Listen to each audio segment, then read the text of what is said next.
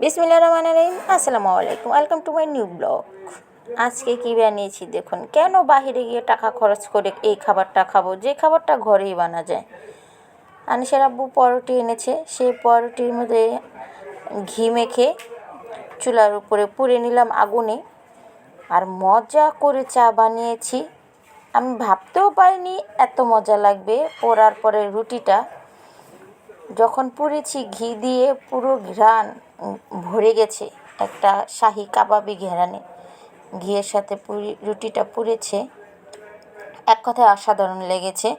আমি first try করছি আজকে, তো ভাবলাম আপনাদের সাথে শেয়ার করি। আপনারাও বাসায় এইভাবে খাবেন। যেটা বাসায় বানানো যায় সেটা তো আর মানিয়ে হয় না বাইরে গিয়ে কিনে খাওয়ার, অনেক টাকা নেয়। তো বাসারটা হেলদি ভালো বেশি। ওরা কীভাবে বানায়, তেল দেয় না কি দেয় না জানা, অজানা। আমি ঘি দিয়ে ভেজে নিয়েছি, আর চাটা খুব মজা করে বানিয়েছি। আলহামদুলিল্লাহ, খুব মজা করে খেলাম, আবারও খাবো।